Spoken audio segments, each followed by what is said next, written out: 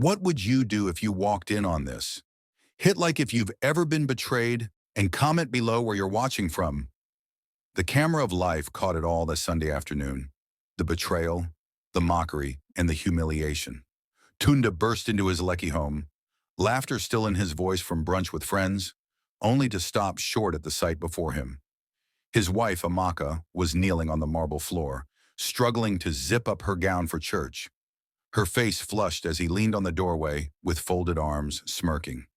"So this is what you've become?" Tunda scoffed, voice dripping with disgust. "A whale trying to squeeze into a size 10? Look at you, Amaka. You've let yourself go." His words sliced through her like broken glass. She froze, her trembling hands still clutching the zipper. He walked around her slowly, inspecting her body as though she were something to be auctioned off. "I can't even recognize the woman I married," he said, shaking his head. "My friends' wives look like models. But mine? My wife eats fufu at midnight and still wonders why I don't touch her."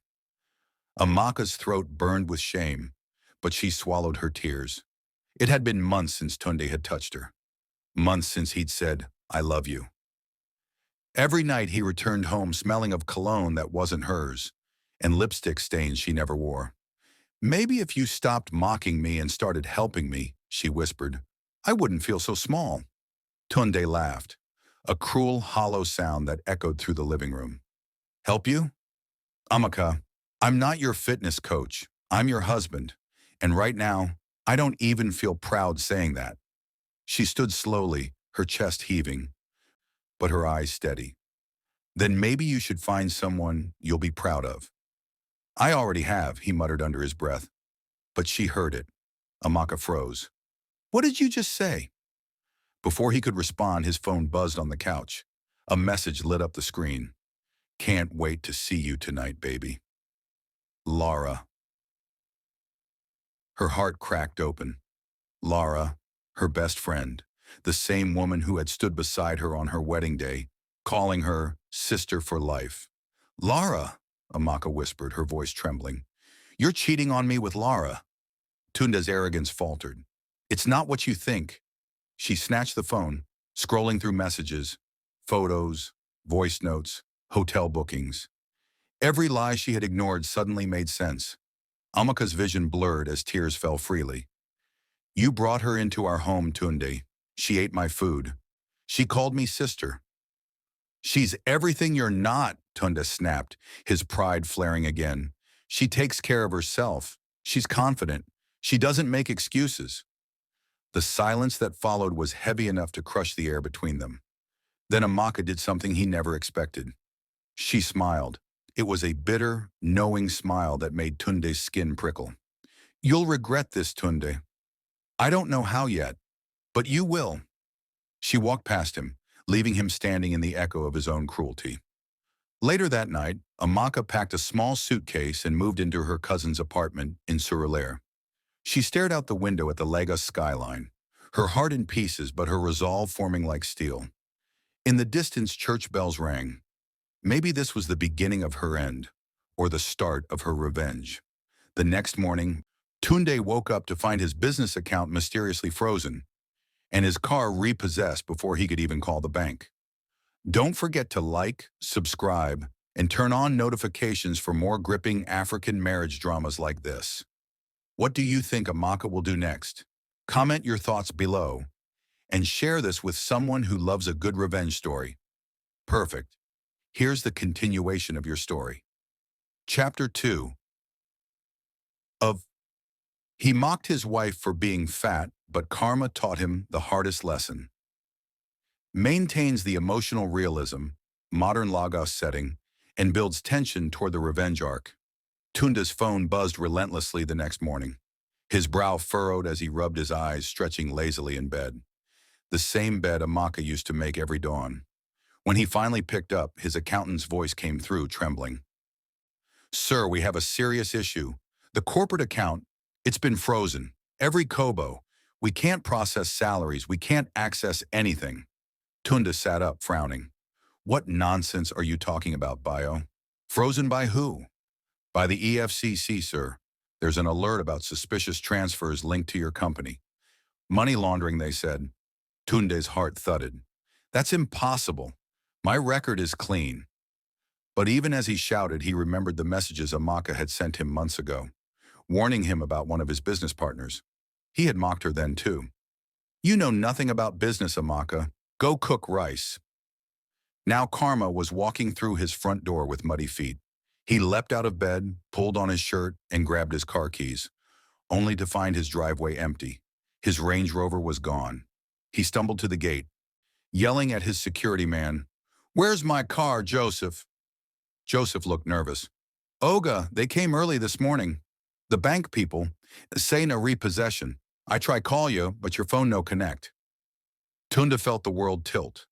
Repossessed? He had made every payment on time. How could everything crumble overnight? He stormed inside, his anger simmering. As he threw his phone on the couch, it buzzed again. A message from Amaka. "I warned you never to play with someone who stood by you when you had nothing. You mocked my body, but you forgot I still had access to everything. Your company papers, your digital signatures, even your business passwords." His jaw tightened. "No," he muttered. She wouldn't dare. But deep down, he knew she would. Amaka had helped him build that company when they first married, managing his accounts, running invoices, helping him get his first contract. Everything was in her name before he became arrogant and transferred it to himself. He had forgotten that she still knew his every move, every code. The humiliation continued. That afternoon, he received a call from Lara, the woman he had risked his marriage for. "Tunde," she whispered urgently, "don't call me again. I can't be involved in this mess." "What mess? You're leaving me now. After everything?" "I didn't sign up to be part of a scandal. My boss saw the EFCC reports. They're saying you diverted funds. My reputation is on the line." She hung up before he could respond. Tunda sank into the couch, his once confident face now pale with disbelief. The walls of his mansion seemed to close in. The silence was loud, oppressive. Meanwhile, across town in a modest Surulaire apartment, Amaka was sipping Zobo with her cousin Uchechi. "You're sure this is legal?" Uchechi asked. Amaka nodded. "Everything I did was within the law. I simply returned what he stole. My name, my rights, my peace. Now I'll rebuild my life from the ashes he left." But as she spoke, a flicker of guilt crossed her face. She still loved the man who had humiliated her. She just couldn't forgive him. Not yet. That night, Tunda's phone buzzed again, this time from an unknown number. When he answered, a male voice said coldly, "You owe us 10 million naira. If you don't pay by Friday, we'll take what's yours. All of it."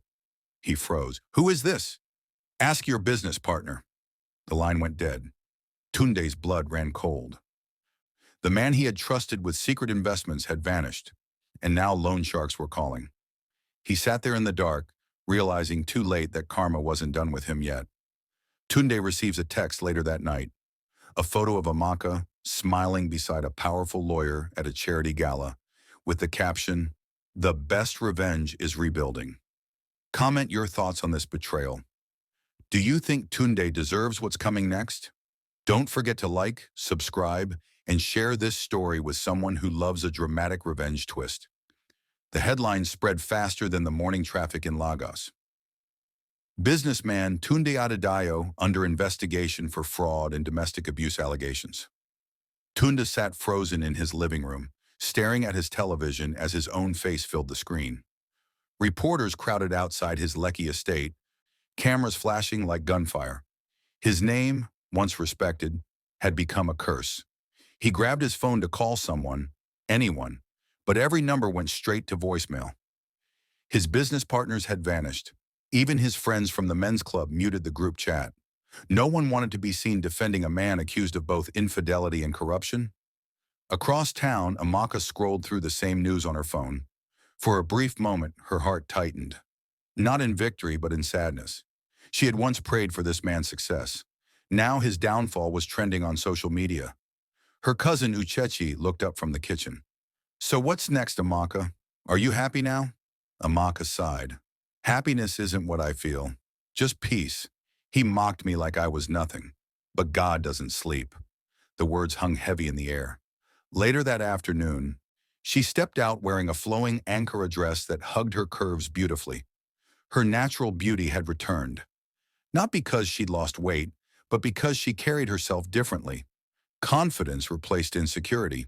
The street vendors at Yaba Market greeted her with warmth. Even old friends she hadn't seen in months stopped her to compliment her glow. That evening, Amaka attended a women's empowerment gala at Eco Hotel. Her friend, one a lawyer named Barrister Ifeoma, had invited her to share her story of resilience. As she stood backstage, her palms trembled. She wasn't used to public speaking, but this was different. This was freedom. When she finally stepped on stage, she spoke clearly, her voice steady. Some of us are taught to stay silent while our spirits are broken, but silence protects no one.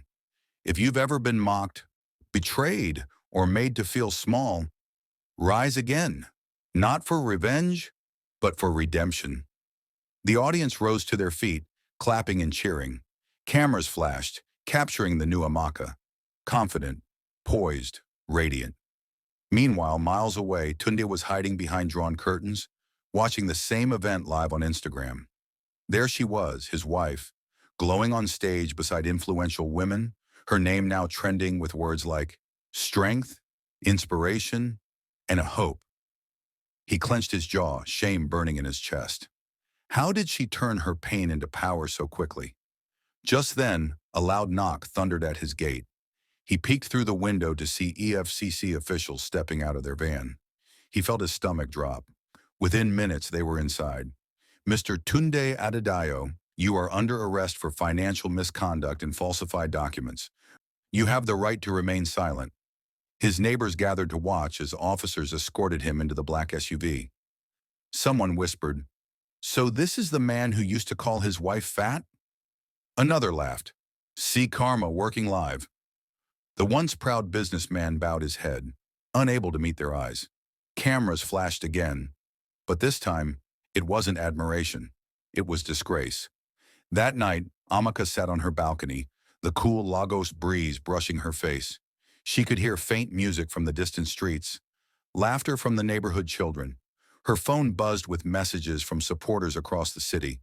But one message stood out, an unknown number. She opened it slowly. "You think you've won, Amaka? Just wait. You'll regret ever crossing me." Her hand trembled slightly, but her gaze hardened. She knew Tunde's pride wouldn't let him accept defeat easily. The battle between them wasn't over. It was just beginning. Don't forget to like, subscribe, and share this story if you believe karma always finds its way. What do you think Tunde will do next? Comment below. Your thoughts might just predict the next twist. Rain poured over Lagos that night like a warning from heaven. Tunde sat in a dimly lit bar on the island, nursing a glass of whiskey he couldn't afford. His once polished suit now hung loosely on him, the smell of defeat clinging to his skin. He replayed Amaka's speech from the gala on his phone. Her voice, calm, strong, and admired, echoed in his head. Each word felt like a slap. The woman he'd mocked had become the symbol of courage for women across Nigeria. Meanwhile, he was the trending face of shame. His friend Kunle slid into the seat across from him, looking uneasy. "Tunde, you need to let this go. The more you fight her, the worse you look. She's got public sympathy now. People are even donating to her foundation." Tunde's jaw tightened. "Foundation?" Kunle nodded. "Yeah. Rise Again Africa. She's raising funds for women leaving abusive marriages. She even got a partnership with one bank." Tunde slammed his glass on the table. "She's using my downfall to build a career. I built that life, Kunle. She's nothing without me." "Calm down," Kunle whispered, glancing around. "You're still under investigation. Don't draw attention." But Tunde wasn't listening. His pride burned hotter than the alcohol. That night, he left the bar with one thought. If Amaka could destroy him with words, he'd destroy her with scandal. 2 days later, fake photos began circulating online. Edited images of Amaka supposedly with another man. Anonymous accounts posted them with captions like, "So this is the inspirational woman? Hypocrite." Amaka was in her office when her phone started buzzing nonstop. Her staff looked at her with pity. She opened Instagram and froze. The comments were brutal. Typical woman, playing victim. Her husband was right. All these motivational women are fake. Look at her smiling while preaching morality. Her chest tightened, her breath shallow. She felt the same humiliation she once endured. Only this time, it was public. Uchechi rushed in. Don't let them break you, Amaka. People will see the truth. But Amaka's eyes were filled with tears. He's trying to destroy me again. Even from the pit he dug himself. That evening, she met with barrister Ifeoma, the same lawyer who'd helped her start over. Ifeoma examined the photos carefully and nodded. We'll fight back. I'll get cybercrime experts to trace this. Whoever's behind it will regret it. Meanwhile, Tunda sat in a friend's apartment, scrolling through social media. He smirked as he watched the comments grow. For the first time in weeks, he felt powerful again. Let's see her smile now, he muttered. But karma had its timing. Within 48 hours, Ifeoma's team traced the source of the photos. A fake account linked directly to an IP address from Tunda's old company laptop. A warrant was issued immediately. At dawn, as he stumbled out of his friend's flat, two plainclothes officers stepped forward. Mr. Adedayo, you're wanted again for defamation and cyber harassment. His jaw dropped. What? No, this is a setup. The officers exchanged a look. Then you can explain it to the judge. By noon, Lagos gossip blogs were flooded with a new headline. Tunde Adedayo arrested again. Tried to frame ex-wife with fake photos.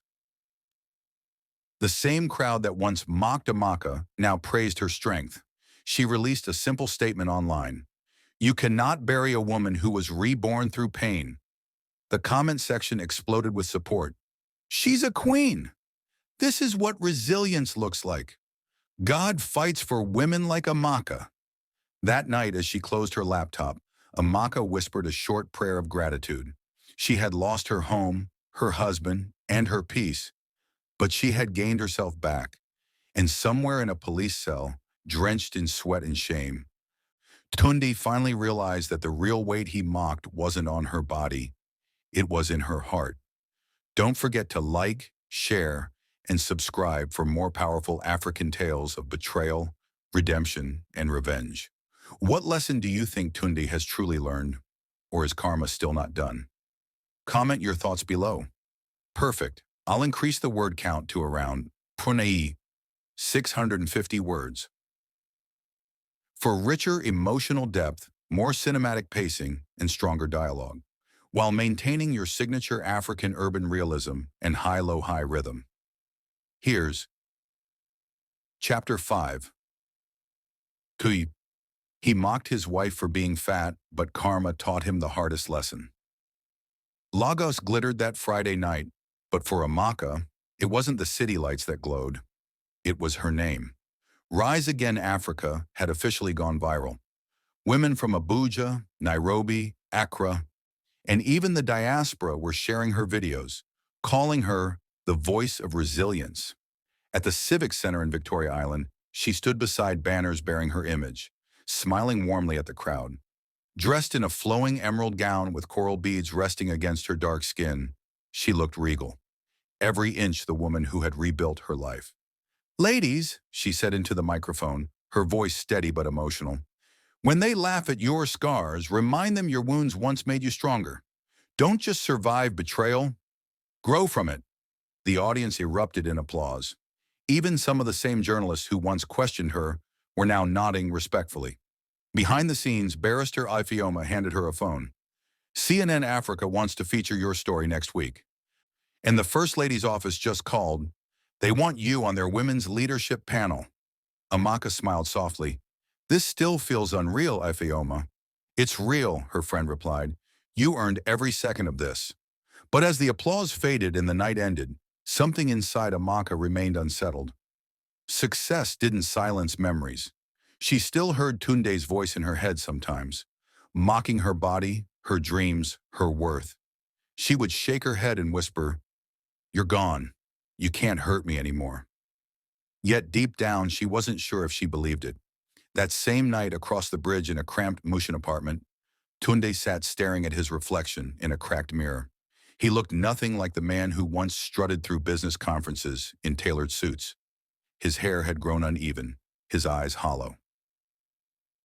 He was out on bail again, thanks to Kunle's desperate attempt to raise money. But the case was ongoing and his reputation destroyed. No client wanted to associate with him. He scrolled through his phone, through photos of his old life, his mansion, his cars, his parties. Every image felt like salt on an open wound. Then a soft knock at the door. He frowned, opening it to find a thin teenage girl standing nervously in the rain, clutching a handbag. "Are you Mr. Tunde Adedayo?" He hesitated. "Who's asking?" "I'm Chika. My mother, Ngozi, told me to find you. She's very sick. She said you're my father." Tunde's blood ran cold. He stared at her, speechless. "That's impossible. She said you helped her with rent years ago, when she worked at your office. She said—" The girl stopped, searching his face. "You don't remember her, do you?" He did, vaguely. One of his old staff, quiet, soft-spoken, and grateful when he offered to help her. The night he crossed that line, he never looked back. Now the past was standing at his doorstep in the rain. Chika handed him a small envelope. "She said if you don't want to see her, at least take this." When he opened it, his knees buckled. Inside was a medical report, late-stage cancer, requiring expensive treatment. "Why are you bringing this to me?" he whispered. "Because she said you have money. But when I told her what people are saying about you online, she just cried and said, 'That's the karma I warned him about.'" Before he could respond, Chika turned and disappeared into the night. He stood there numb.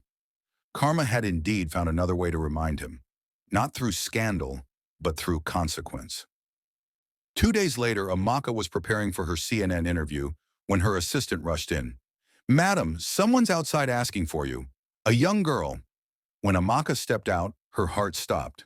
Chika stood there, the same girl, soaked from the rain.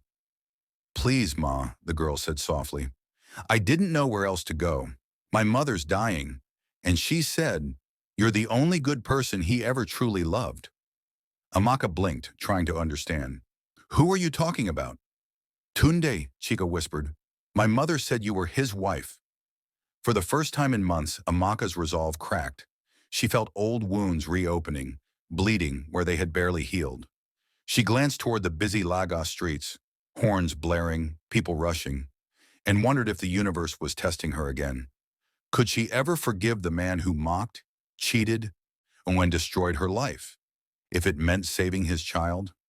Don't forget to like, subscribe, and share this story if you believe forgiveness is harder than revenge. What do you think Amaka should do next? Help or walk away? Comment below and stay tuned for the next twist.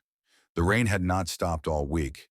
It felt as if the Lagos sky itself was mourning the weight of what was happening. Amaka sat by her window, staring out at the storm, her mind replaying Chika's trembling voice. "My mother said you're the only good person he ever truly loved." Those words haunted her. They carried both pain and irony. How could she be the only good memory of a man who had humiliated her so completely? She took a deep breath and turned to Barrister Ifeoma, who sat across the table with a cup of steaming tea. "Ifeoma, the girl, she's just 16. Her mother is dying. I can't ignore that." Ifeoma frowned. "Amaka, you've built everything back from nothing. Don't let this man drag you into another storm. You don't owe him or anyone connected to his betrayal a single favor." "I know," Amaka said quietly. "But this isn't about him. It's about her. That child is innocent." For the first time, Amaka's voice trembled with uncertainty. She had fought so hard to erase Tunde from her story, but life had brought him back through the one thing she could never ignore: a child in need. That evening, she went to the hospital in Yaba, where Ngozi, the girl's mother, was admitted. The air smelled of antiseptic and sorrow. Amaka walked through the dim ward until she found her, a frail woman with hollow eyes, barely able to speak. "Mrs. Adedayo," Ngozi rasped weakly, "I didn't call you here to beg for forgiveness. I called you because my daughter has no one. I made mistakes, but she shouldn't suffer for them." Amaka's throat tightened. "You had an affair with my husband." Ngozi nodded slowly. "Yes, I was young. Stupid. He promised me the world, then left without a word. I raised Chica alone. She's all I have. Tears welled in Amaka's eyes. Why come to me? Because you're strong, Ngozi whispered. And I know you still have some goodness left in your heart. You once loved him. Maybe you can forgive what he did through helping her. Amaka sat there in silence, unable to respond. Her heart warred with her pride. When she finally left the hospital, she stood outside in the drizzle, staring up at the gray sky. She whispered to herself, why is forgiveness the hardest kind of revenge? Meanwhile, Tunde sat alone in his apartment, his phone buzzing with messages from creditors and lawyers. He was a ghost of himself, unshaven, exhausted, and spiritually hollow. He hadn't heard from Chica since that night, and guilt gnawed at him. He wanted to help, but he couldn't even help himself. Every business contact had turned away. Every door was closed. Then one afternoon, as he stared blankly at the ceiling, the doorbell rang. When he opened the door, Amaka stood there, calm but distant, dressed in a simple navy blue gown, her eyes unreadable. For a moment, neither spoke. The sound of rain tapping the roof filled the silence. Tunde, she said softly. I met her, Chica, and her mother. His eyes widened. You saw them? She's dying, Amaka said, her tone steady. And your daughter needs help. My daughter, he said the words as if testing them. I never knew. I never planned. I know, she interrupted.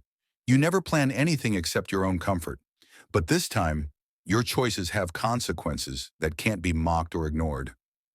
He looked at her, his pride dissolving. Amaka, I'm sorry. For everything. I don't even know how to ask for forgiveness. She studied him for a long moment. This was the same man who once ridiculed her for her weight, who flaunted another woman in her face, who thought he was untouchable. Now he looked small, smaller than she'd ever imagined. I'm not here for an apology, she said finally. I'm here because there's a child who deserves a chance. I'll take care of her, but you must do the right thing too. What can I possibly do? He asked helplessly. Start by facing what you've done. Own it. The lies, the cheating, the cruelty. Until then, no peace will find you. She turned to leave, but he called after her, voice breaking. Amaka, do you still hate me? She paused at the doorway. No, Tunde. I stopped hating you the day I realized I pitied you more than I loved you. The door closed softly behind her, leaving him alone with the echo of her strength. Outside, Amaka exhaled deeply, the rain washing over her face. For the first time, she felt a strange calm. Not victory, not joy, but release. Yet as she walked to her car, a thought lingered in her mind. Was she saving a child, or giving fate another chance to test her heart? Don't forget to like, share, and subscribe for more emotional African tales of redemption and karma. What would you have done in Amaka's place? Forgive or walk away forever? Comment below with your thoughts and stay tuned for the finale. The early morning sun rose over Lagos like a promise, pale gold stretching across the lagoon, reflecting on the tall glass buildings that line Victoria Island. For Amaka, it marked the beginning of something she didn't yet understand. Forgiveness, fate, or maybe just closure. 3 weeks had passed since her visit to Tunde's apartment. In that time, she had quietly arranged for Chica and her mother to be moved into a private hospital, covering the bills anonymously. She didn't want gratitude, only peace. But peace in Lagos was never simple. That morning, Barrister Ifeoma arrived at her office with a concerned look. There's something you need to know, she said. Ngozi passed away last night. Amaka closed her eyes slowly. I was afraid of that. She left a letter. For you, Ifeoma added, handing her an envelope. Inside was a shaky, handwritten note. Dear Amaka, by the time you read this, I'll be gone. I know I don't deserve kindness from you, but thank you for helping my daughter when you had every reason not to. Please take care of her if you can. Don't do it for me. Do it for the woman you've become. The world needs more hearts like yours. Ngozi. Tears fell silently down Amaka's cheeks. She sat there for a long while holding the letter close. She had spent years thinking that revenge would heal her wounds, but it hadn't. Only grace had. Later that afternoon, she visited the hospital to see Chica. The girl sat quietly by the window, eyes red from crying. When she saw Amaka, she rose to her feet. "Thank you, Ma," she whispered, "for everything you did for my mum." Amaka took her hand gently. "You're not alone, Chica. You have a future. You'll go to school. You'll build something beautiful. I'll make sure of that." For the first time, the girl smiled faintly. "She said you were kind." Amaka's heart ached, but she smiled back. "Maybe your mother was right."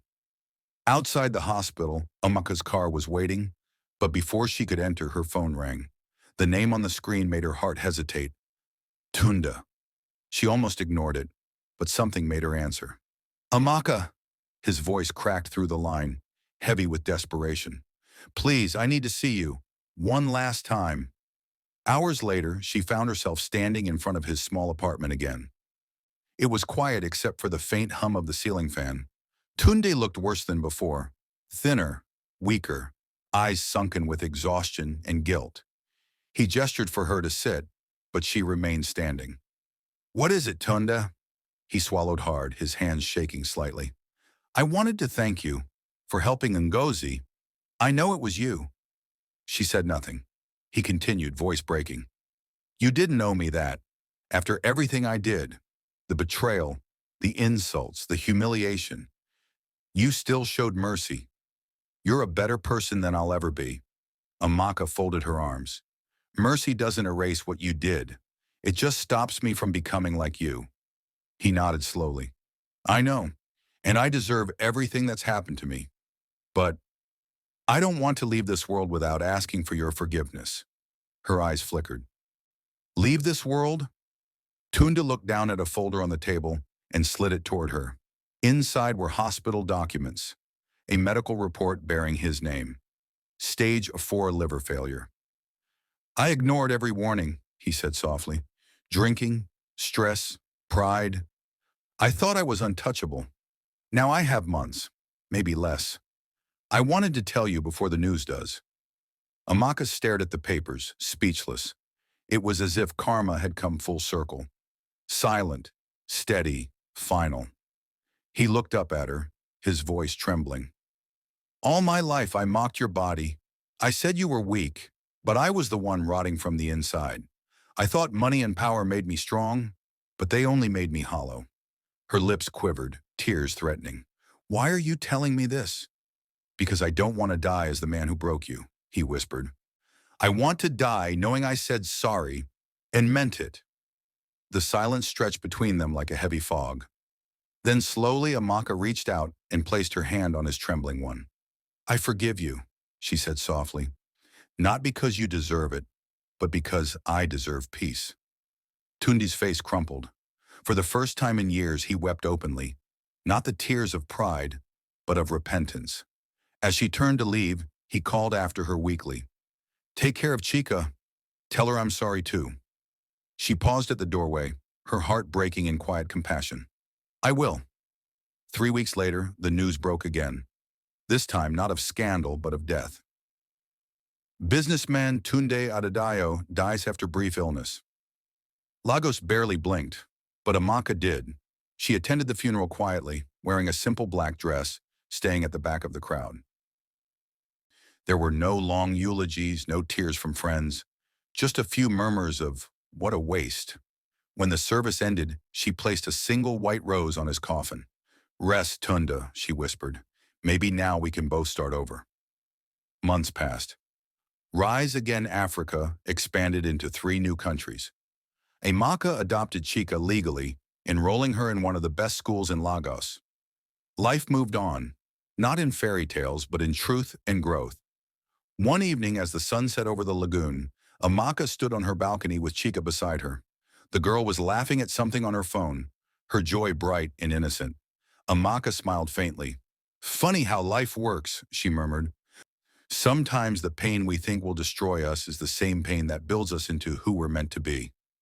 She looked up at the same sky under which she had once wept, and whispered a quiet prayer of gratitude. Not for revenge, not for victory, but for strength. Don't forget to like, subscribe, and share this story with someone who believes in second chances. What lesson did this tale teach you about karma, love, and forgiveness? Comment your thoughts below. Your voice matters.